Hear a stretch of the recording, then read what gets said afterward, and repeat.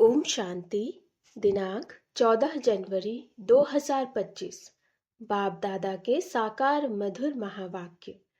मीठे बच्चे, तुम्हारी नजर शरीरों पर नहीं जानी चाहिए। अपने को आत्मा समझो, शरीरों को मत देखो।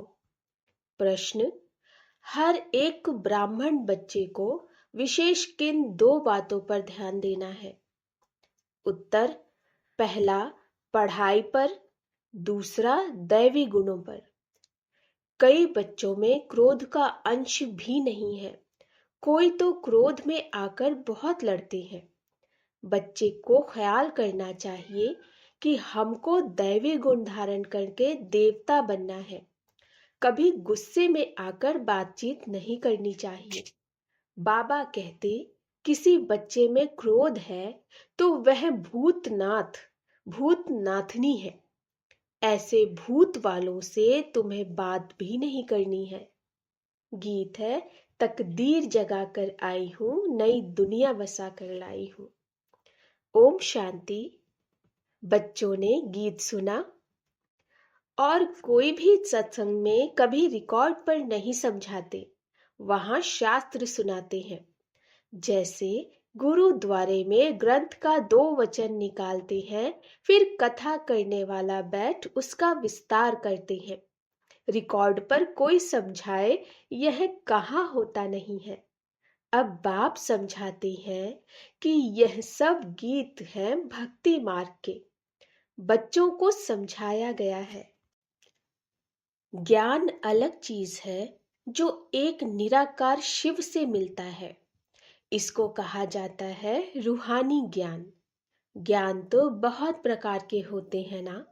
कोई से पूछा जाएगा, यह गलीचा कैसे बनता है, तुमको ज्ञान है? हर चीज का ज्ञान होता है। वह है ही जिस्मानी बातें। बच्चे जानते हैं हम आत्माओं का रूहानी बाप वह एक है। उनका रूप दिखाई नहीं पड़ता है। उस निराकार का चित्र भी है सालिग्राम मिसल। उनको ही परमात्मा कहते हैं। उनको कहा ही जाता है निराकार। मनुष्य जैसा आकार नहीं है। हर वस्तु का आकार जरूर होता है। उन सब में छोटा आकार है आत्मा का। उनको कुदरत ही कहेंगे। आत्मा बहुत छोटी है, जो इन आंखों से देखने में नहीं आती। तुम बच्चों को दिव्य दृष्टि मिलती है, जिससे सब साक्षात्कार करते हो। जो पास्ट हो गए हैं, उनको दिव्य दृष्टि से देखा जाता है। पहले नंबर में तो यह पास्ट हो गया है। अब फिर आए हैं तो उनका भी साक्षात्कार होता है बहुत सूक्ष्म। इससे समझ सकते हैं, सिवाय परम पिता परमात्मा के आत्मा का ज्ञान कोई दे नहीं सकता। मनुष्य आत्मा को यथार्थ रीति नहीं जानते, वैसे परमात्मा को भी यथार्थ रीति नहीं जान सकते। दुनिया में मनुष्यों की अनेक मत है। कोई कहते आत्मा परमात्मा में लीन हो जाती, कोई क्या कहते। अभी तुम बच्चों ने जाना, सो भी नंबरवार पुरुषार्थ अनुसार। सबकी बुद्धि में एक रस तो बैठ नहीं सकता। घड़ी घड़ी बुद्धि में भी बिठाना होता है। हम आत्मा है। आत्मा को ही 84 जन्मों का पाठ बजाना है। अब बाप कहते हैं, अपने को आत्मा समझ मुझ परम पिता परमात्मा को जानो और याद करो। बाप कहते, मैं इनमें प्रवेश कर तुम बच्चों को नॉलेज देता हूँ। तुम बच्चे अपने को आत्मा नहीं समझते हो, इसीलिए तुम्हारी नजर इस शरीर पर चली जाती है। वास्तव में तुम्हारा इनसे कोई काम नहीं है। सर्व का सद्गति दाता तो वह शिव बाबा है। उनकी मत पर हम सबको सुख देते हैं। इनको भी अहंकार नहीं आता कि हम सबको सुख देते। जो बाप को पूरा याद नहीं करते, उनसे अवगुण निकलते नहीं। अपने को आत्मा निश्चय नहीं करते। मनुष्य तो न आत्मा को न परमात्मा को जानते। सर्वव्यापी का ज्ञान भी भारतवासियों ने फैलाया है। तुम्हारे में भी जो सर्विसेबल बच्चे हैं वह समझते हैं, बाकी सब इतना नहीं समझते हैं। अगर बाप की पूरी पहचान बच्चों को हो तो बाप को याद करें, अपने में दैवी गुण धारण करें। शिव बाबा तुम बच्चों को समझाते हैं, यह है नई बातें। ब्राह्मण भी जरूर चाहिए। प्रजापिता ब्रह्मा की संतान कब होते यह दुनिया में किसको पता नहीं। ब्राह्मण तो ढेर के ढेर है, परंतु वह है कुख वंशावली। वह कोई मुख वंशावली ब्रह्मा की संतान नहीं है। ब्रह्मा की संतान को तो ईश्वर बाप से वर्षा मिलता है। तुमको अब वर्षा मिल रहा है ना। तुम ब्राह्मण अलग हो, वो अलग है। तुम ब्राह्मण होते ही हो संगम पर, वह होते हैं द्वापर कलयुग में। यह संगम युगी ब्राह्मण ही अलग है। प्रजापिता ब्रह्मा के ढेर बच्चे हैं। भल हद के बाप को भी ब्रह्मा कहेंगे, क्योंकि बच्चे पैदा करते हैं, परंतु वह है जिस्म की बात।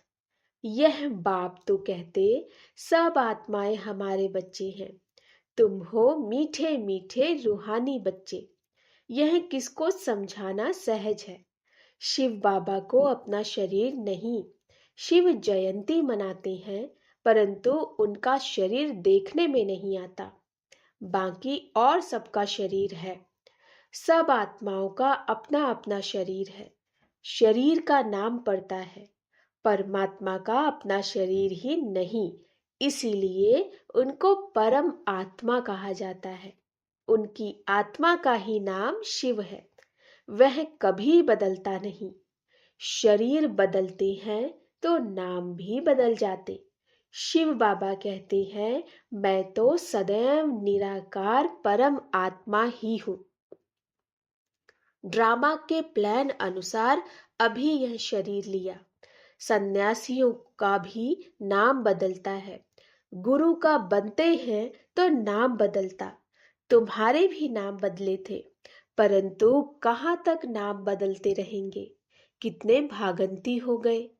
जो उस समय थे उनका नाम रख दिया, अब नाम नहीं रखते हैं। किस पर भी विश्वास नहीं। माया बहुतों को हरा देती है तो भागंती हो जाती है। इसीलिए बाबा किसका भी नाम नहीं रखते हैं। किसका रखें किसका ना रखें वह भी ठीक नहीं। कहते तो सब हैं, बाबा हम आपके हो चुके हैं, परंतु यथार्थ रीति हमारे होते थोड़े ही हैं। बहुत हैं जो वारिस बनने के राज को भी नहीं जानते। बाबा के पास मिलने आते हैं, परंतु वारिस नहीं है। विजय माला में नहीं आ सकते। कोई अच्छे अच्छे बच्चे समझते हैं हम तो वारिस हैं, परंतु बाबा समझते हैं यह वारिस है नहीं। वारिस बनने के लिए भगवान को अपना वारिस बनाना पड़े, यह राज समझाना भी मुश्किल है। बाबा समझाते हैं वारिस किसको कहा जाता है। भगवान को कोई वारिस बनाए तो मिल्कियत देनी पड़े, तो बाप फिर वारिस बनाए। मिल्कियत तो सिवाय गरीबों के साहूकार दे न सके। माला कितनी थोड़ों की बनती है, यह भी कोई बाबा से पूछे तो बाबा बता सकते हैं। तुम वारिस बनने के हकदार हो व नहीं, यह बाबा भी बता सकते हैं। यह कॉमन बात है समझने की। वारिस बनने में भी बहुत अक्ल चाहिए। देखते हैं, लक्ष्मी नारायण विश्व के मालिक थे, परंतु वह मालिकपना कैसे लिया यह कोई नहीं जानते। अभी तुम्हारी एम ऑब्जेक्ट तो सामने है, तुमको यह बनना है।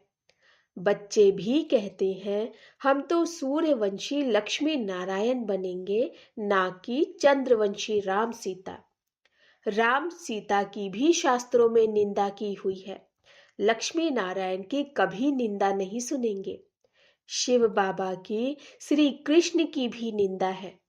बाप कहते हैं, मैं तुम बच्चों को इतना ऊंचते ऊंच बनाता हूँ, मेरे से भी बच्चे तीखे चले जाते हैं।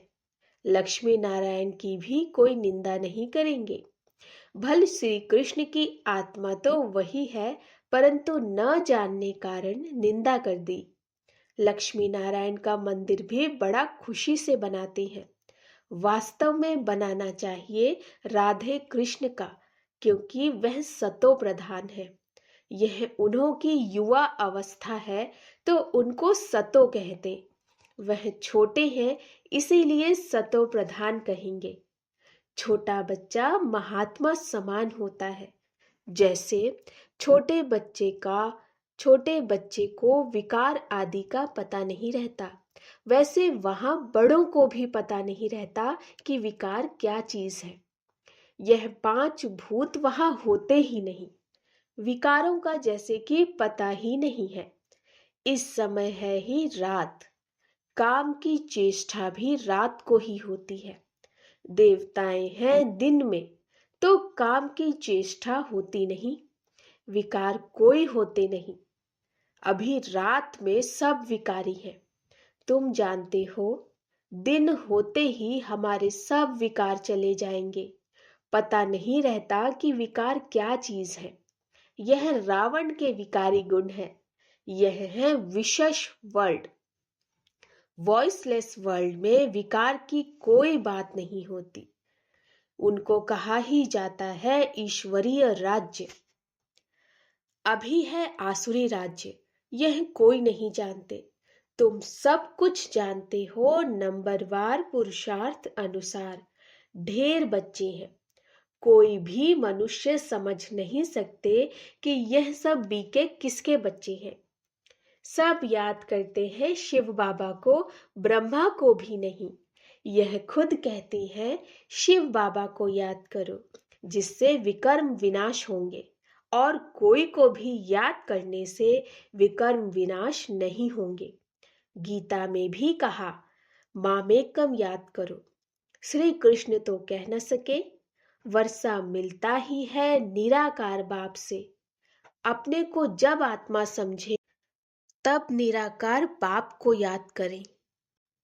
मैं आत्मा हूं, पहले यह पक्का निश्चय करना पड़े। मेरा बाप परमात्मा है। वह कहते हैं, मुझे याद करो तो मैं तुमको वर्षा दूंगा। मैं सबको सुख देने वाला हूं। मैं सभी आत्माओं को शांति धाम ले जाता हूं। जिन्होंने कल्प पहले बाप से वर्षा लिया होगा, वही आकर वर्षा लेंगे, ब्राह्मण बनेंगे। ब्राह्मणों में भी कुछ बच्चे पक्के हैं। मातेले भी बनेंगे, सौतेले भी बनेंगे। हम निराकार शिव बाबा की वंशावली हैं। जानते हैं बिरादरी कैसे बढ़ती जाती है।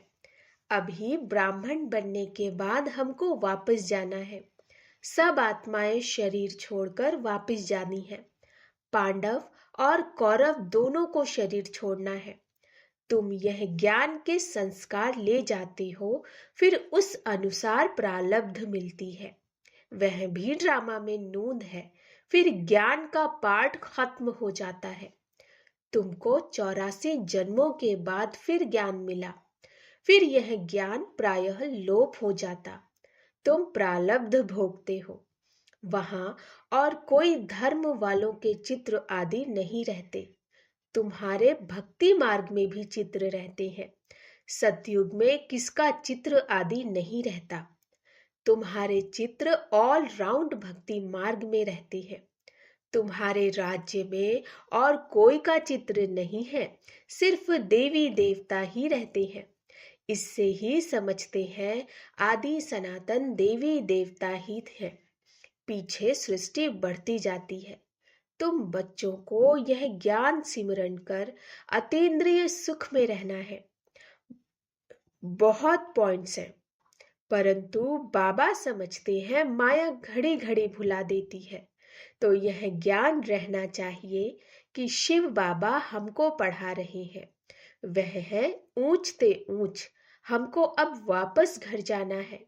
कितनी सहज बातें हैं। सारा मदार है याद पर। हमको देवता बनना है, दैवी गुण भी धारण करने हैं। 5 विकार हैं भूत, काम का भूत, क्रोध का भूत, देह अभिमान का भी भूत होता है। हाँ, कोई में जास्ती भूत होते हैं, कोई में कम। तो ब्राह्मण बच्चों को पता है यह 5 बड़े भूत हैं। नंबर 1 है काम का भूत, सेकंड नंबर है क्रोध का भूत। कोई रफ टफ बोलता है तो बाप कहते हैं यह क्रोधी है, यह भूत निकल जाना चाहिए। परंतु भूत निकलना बड़ा मुश्किल है। क्रोध एक दो को दुख देता, मोह में बहुतों को दुख नहीं होगा। जिसको मोह है उसको ही दुख होगा। इसीलिए बाप समझाते हैं इन भूतों को भगाओ। हर बच्चे को विशेष पढ़ाई और दैवी गुणों पर अटेंशन देना है। कई बच्चों में तो क्रोध का अंश भी नहीं है। कोई तो क्रोध में आकर बहुत लड़ते हैं। बच्चों को ख्याल करना चाहिए हमको दैवी गुण धारण कर देवता बनना है। कभी गुस्से से बात नहीं करनी चाहिए। कोई गुस्सा करता है तो समझो इनमें क्रोध का भूत है। वह जैसे भूतनाथ भूतनाथनी बन जाते। ऐसे भूत वालों से कभी बात नहीं करनी चाहिए। एक ने क्रोध में आकर बात की, फिर दूसरे में भी भूत आ गया तो भूत आपस में लड़ पड़ेंगे। भूतनाथनी अक्षर बड़ा छीछी है। भूत की प्रवेशता नहीं हो जाए, इसीलिए मनुष्य किनारा करते हैं। भूत के सामने खड़ा भी नहीं होना चाहिए, नहीं तो प्रवेशता हो जाएगी।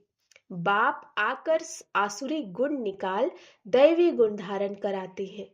बाप कहते हैं मैं आया हूं दैवी गुण धारण कराए देवता बनाने। बच्चे जानते हैं हम दैवी गुण धारण कर रहे हैं। देवताओं के चित्र भी सामने हैं। बाबा ने समझाया है क्रोध वाले से एकदम किनारा कर लो। अपने को बचाने की युक्ति चाहिए। हमारे में क्रोध न आ जाए, नहीं तो 100 गुना पाप पड़ जाएगा। नहीं तो 100 गुना पाप पड़ जाएगा। कितनी अच्छी समझानी बाप बच्चों को देते हैं।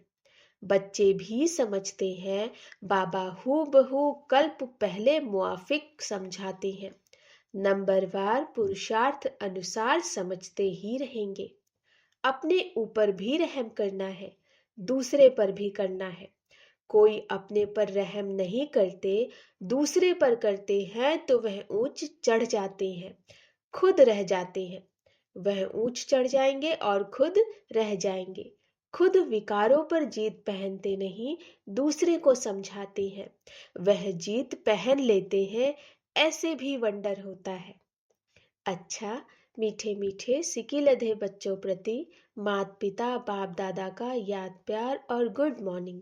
रूहानी बाप के रूहानी बच्चों को नमस्ते। हम रूहानी बच्चों की रूहानी माता पिता बाप दादा को नमस्ते नमस्ते नमस्ते। गुड मॉर्निंग बाबा। धारणा के लिए मुख्य सार, ज्ञान का सिमरण कर अतीन्द्रिय सुख में रहना है। किसी से भी रफ टफ बातचीत नहीं करनी। कोई गुस्से से बात करे तो उससे किनारा कर लेना। दूसरा, भगवान का वारिस बनने के लिए पहले उन्हें अपना वारिस बनाना है।